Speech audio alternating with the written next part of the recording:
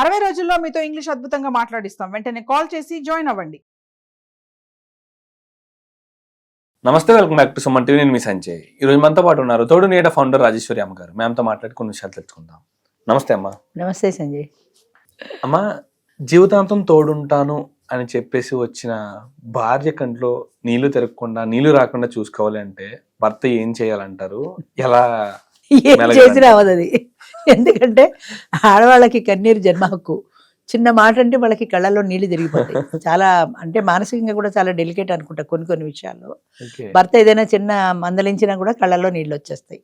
కుదరని పని అంటారు. బయట వాళ్ళు ఎంతమంది అడిగిన అన్నా కూడా జవాబు చెప్పగలుగుతారు, కానీ ఇక్కడ మాత్రం ఈ పని చేసావు నువ్వంటే నాకు నమ్మకం లేదు, ఇలా మాట అనగానే నేనంటే నీకు నమ్మకం లేదా అనుకోగానే కళ్ళంటే నీళ్ళు వచ్చేస్తాయి.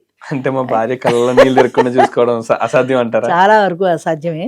అయితే ఒకటి ఇందులో ఏంటంటే భార్య కళ్ళలో నీళ్లు తిరగకుండా చూసుకోవాలంటే ఆమెకు ఎలా చేస్తే, ఇప్పుడు మనకు ఒక అదేంటి శ్లోకం ఉంది, ఎత్ర నార్యస్తు పూజ్యంతే తత్ర రమంతి దేవత అని ఏదో ఒకటి ఉంది. అంటే ఎక్కడైతే స్త్రీలు కంట నీరు పెట్టుకోకుండా ఉంటారో అక్కడ దేవతలు ఉంటారు అని. ఎవరైనా ఏడుస్తుంటే మన వాళ్ళు అంటారు కూడా, దరిద్రం కూడా ఏడవకు అని. అంటే ఆ దరిద్ర దేవత వస్తుంది అని.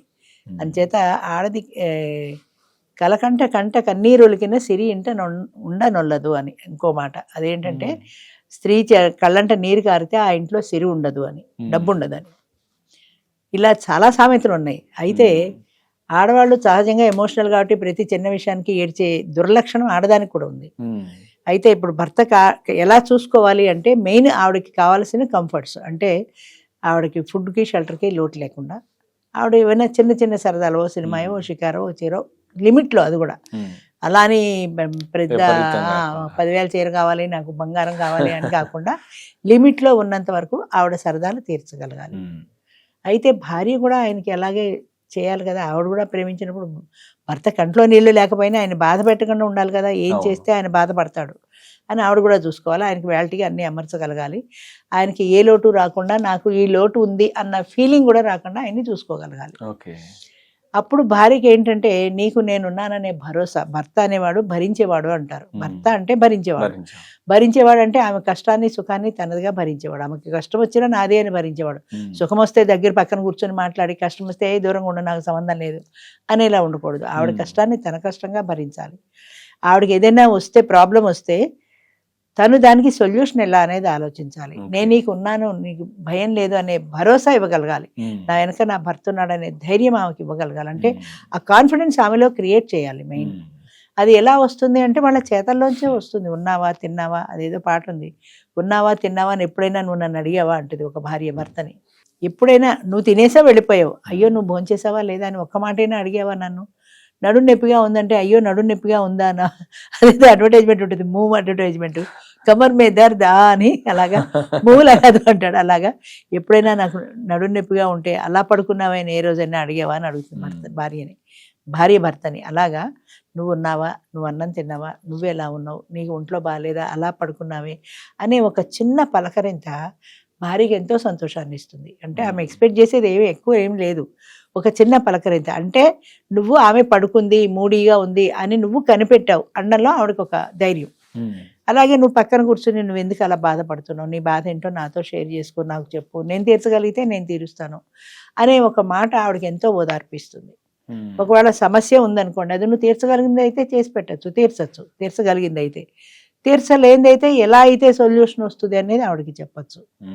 అది ఆ షేర్ చేసుకోవటంలో ఒక సంతృప్తి ఉంది. నా భర్త నాకు ఉన్నాడు అనేది చాలా పెద్ద భరోసా. ఆ భరోసాని భర్త అనేవాడు ఇవ్వగలగాలి. అలాంటప్పుడు ఆవిడ కంట కన్నీరు వచ్చే సమస్య లేదు. ఆవిడకి కావాల్సినవన్నీ నువ్వు అందిస్తున్నప్పుడు అసలు ఆవిడ కంట నీరే రాదు కదా.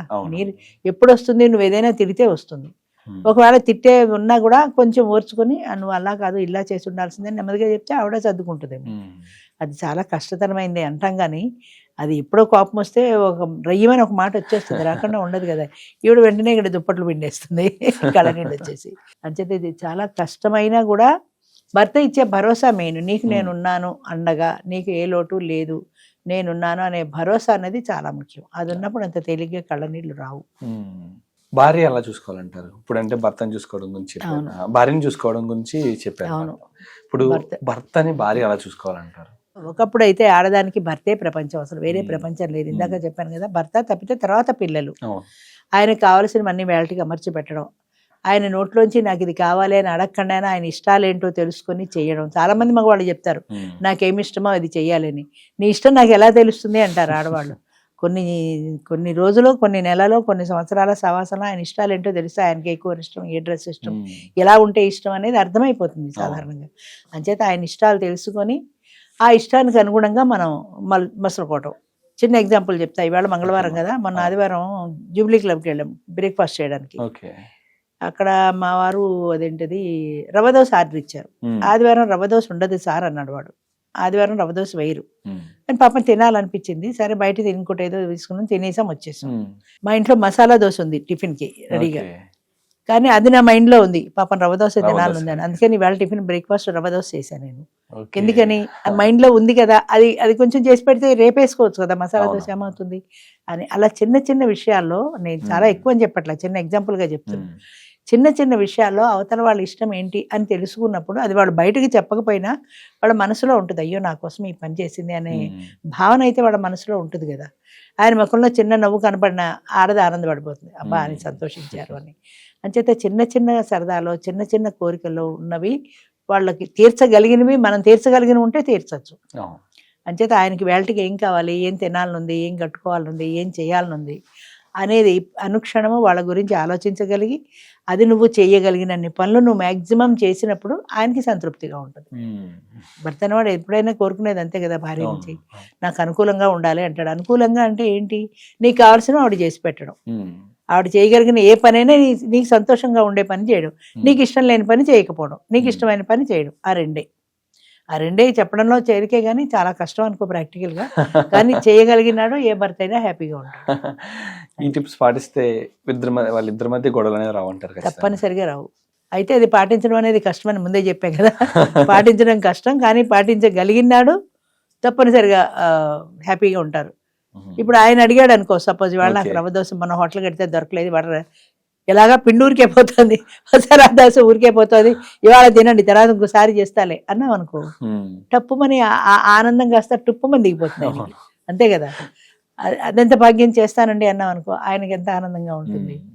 అంచేత చిన్న చిన్న విషయాలు ఉంటాయి, చిన్న చిన్న విషయాల్లో అవతల మనిషి మనసెరిగి మసులుకోవాలంటుంటారు మా వారు. అలా మనసెరిగి మసులుకుంటే చాలా హ్యాపీగా వెళ్ళిపోతుంది. కాకపోతే అది ఇద్దరికీ ఉండాలి. వన్ సైడ్ ఉంటే తినేసి వెళ్ళిపోతే సరిపోదు కదా, అయ్యో నా కోసం చేసిందనే గుర్తింపు ఉండాలి కదా. థ్యాంక్ యూ అమ్మా, thank you very much. Thank you.